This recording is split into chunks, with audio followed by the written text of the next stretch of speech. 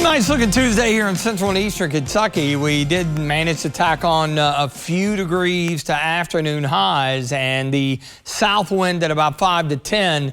That is critical and will be to even milder air on the way for the midweek. We're going to see our winds picking up, say 10 to 20 miles per hour out of the southwest tomorrow ahead of a very weak frontal boundary.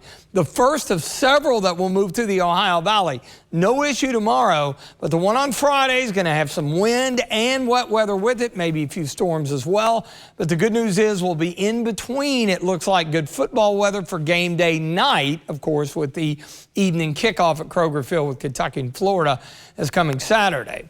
Clouds and radar, we've got clouds, some high thin clouds that filtered the sun out for the better part of the day, even though high pressure is camped out there across the Carolinas. Again, awesome looking sky here with the sun having set within the last 8 to 9 minutes ago from our Hickson-Funson cam looking the east side of Lexington, the Hamburg area in the foreground. 58 top of the hour will be cooler than that. I think we're going to drop off quick, and then as those south winds kick in and some of that high cloud cover, that's going to level us out. It's not going to be nearly as chilly in the morning as it has been the last few mornings, this one included. Right now we're mainly into the upper 50s and low 60s out west. We got a few low 70s, and a few spots could potentially touch that down south tomorrow. So there's your high giving way to the Carolinas. Area of low pressure, moisture concentrated right around it. So as the trailing cold front moves through tomorrow, again, it will be nothing more than a shift in wind direction.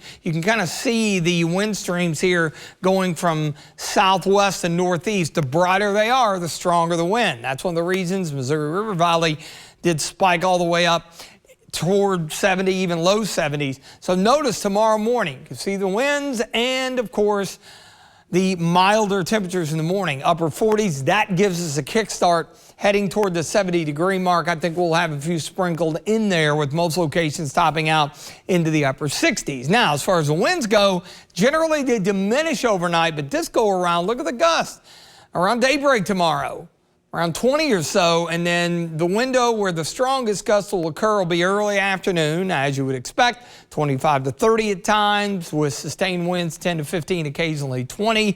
And then you can kind of see the front rotate through as winds shift to the northwest, winds die out, and then we're done with the wind for a day. It'll be back on Friday, and we're going to throw some rain in there as well. So our weather, it'll get a little bit more active, it does appear, for the end of the week. So there's your front one moving out, high pressure briefly. It'll be a touch cooler with more sunshine into the day on Thursday, low 60s. And then on Friday, again, a stronger southwest wind, so we do spike up to 68.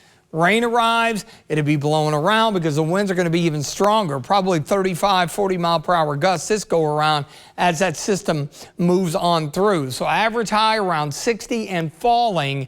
And you see by the end of the period, that's when we get in to a legitimate shot of some cooler air. We're good with the rain not arriving, I think, until after the game on Saturday night. And then legitimate cold, some energy rotating through the Great Lakes on Monday. Yeah, a flurry or two early in the morning. Can't rule it out. Not all that unusual. Quick shot of cold air and we recover. Speaking of the game on Saturday, nice for tailgating, low 60s. Of course, football weather for Saturday night in early November. As those clouds thicken up, we'll see temperatures falling through the 50s. Tonight, fair, breezy, not as cold, only upper 40s in the morning. That south wind 10 to 15. 10 to 20 mile per hour winds with higher gusts tomorrow. That'll help drive us close to 70. We back it off Thursday, we spike things up, but it comes at a price with the wind and rain. A little thunderstorm element we'll have to keep an eye on. Obviously impactful for the first round of high school football playoffs. Good for the game on Saturday, and then heading toward Veterans Day. That's going to be our chilly day. Some clouds around, hopefully a few peaks of sunshine. Afternoon highs only in the low 40s.